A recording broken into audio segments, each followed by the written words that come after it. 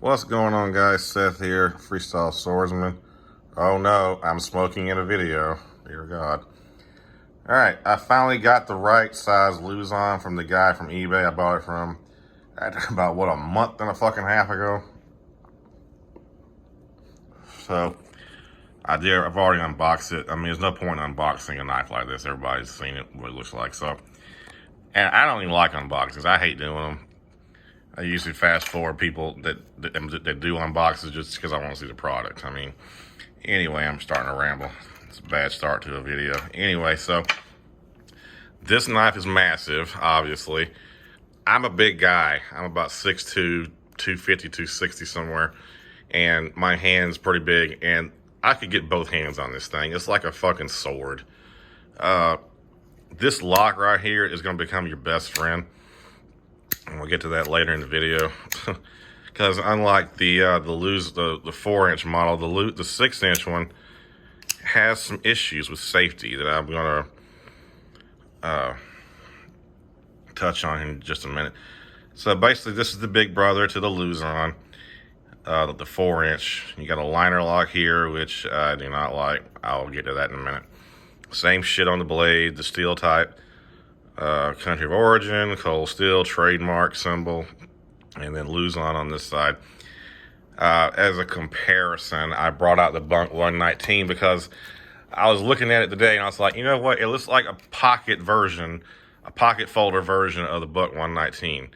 Tell me you guys do not see a similarity, at least somewhat, between that blade and that blade. And look at this. The pocket knife has a little bit more blade there. That is just insane. Maybe I ought to line it up back here. It's about the same. The handle's longer. Done right, this could have been the ultimate pocket survival hunting knife, whatever the hell you want to call it.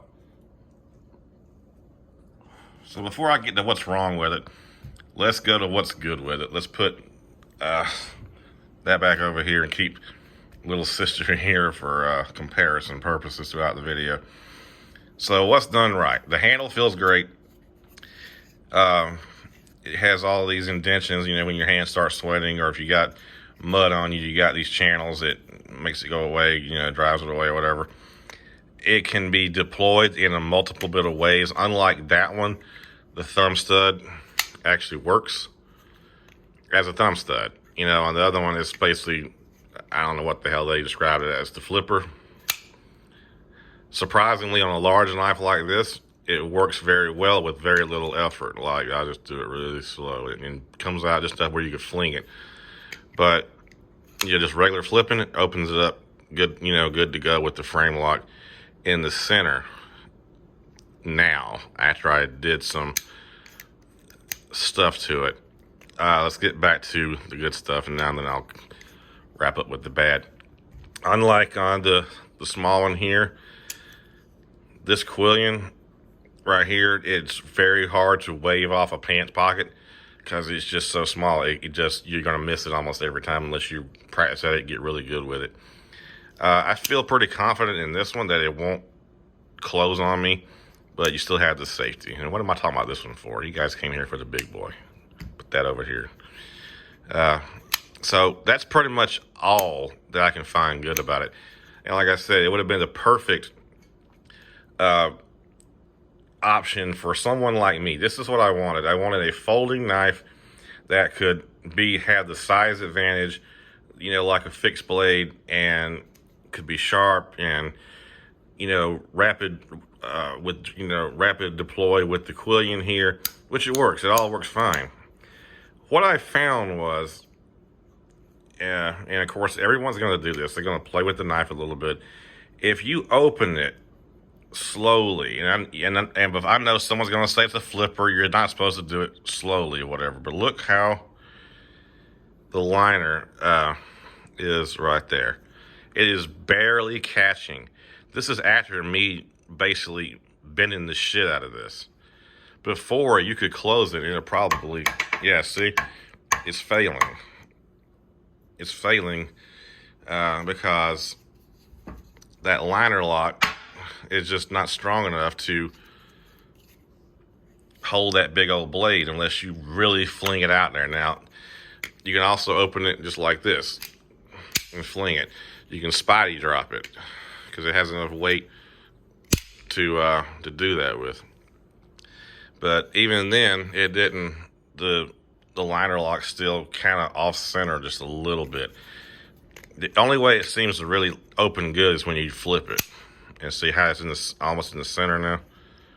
Actually, it's not. It's starting to move back toward this side over here. But this is what's going to cause this knife to fail you. It's not going to be how sharp it is, how strong it is. You can't open it fast enough. What's going to happen is this thing's going to open, and you're going to get something like this, and you're going to start to use it, and it's going to close up on your hand. So I really don't understand why they didn't use a frame lock on this instead of this teeny tiny liner lock. I mean, that is just ridiculous for a blade this big and heavy. Like, you really have to just fling it really hard for it to move over. And see, I'm gonna have to start bending this back to the right again because it's starting to inch over here and the blade's starting to free up again. So, you know, that's the only thing I could tell you that you probably want to avoid by buying this knife. Is it sharp? Yep, it says sharp because I just said sharpened it. I did one pass on low grit on each side, then I stropped it. I mean, it comes factory sharp, but you know, like I say every time I mention my sharpening, I am insane about my edges. So there you go. That's pretty much my thoughts on the whole thing. Great. It's a great idea. Bad locking mechanism. I would have preferred a lock back, a frame lock, anything besides that flimsy ass liner. And you know, Lynn Thompson nearly fucked up. That's why he had him put this on here, so it can't close. But if you're in a self-defense situation and you fling this thing open, you have to actually move your finger over here, and it's kind of awkward. You know, if you're right-handed, this should be right here. You know, I guess it's meant for left-handed people. I don't know.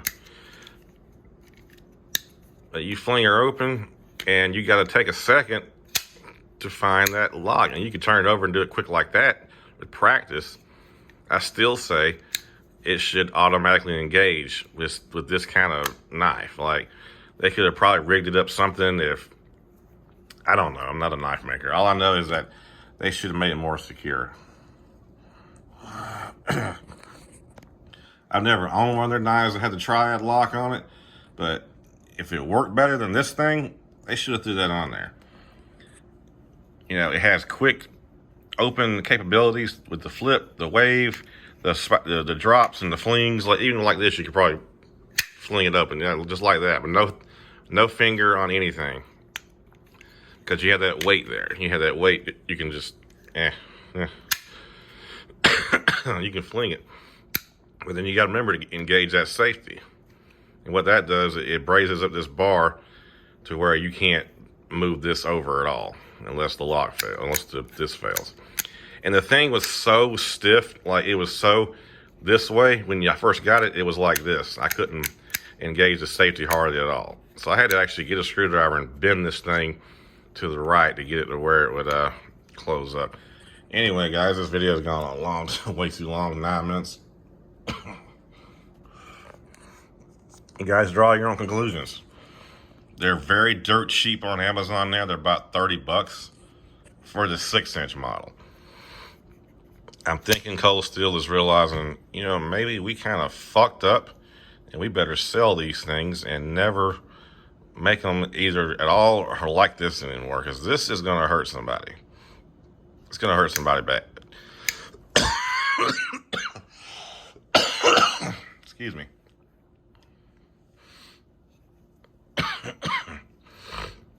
I even saw, and I can't remember where it was, there was a guy that said he had his do the same thing. He's like, make sure you engage this thing every time that you're actually going to use it. Now, if you're just looking at it and your hands aren't going to be right here, that's fine. But if you're planning on using this, especially in a self-defense situation, you got to train yourself I guess that could be an option. Just turn it over. Let me try that while I'm running my mouth. That's not too.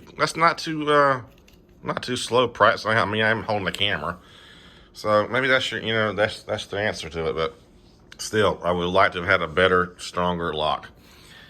That's all I got tonight, guys. Peace.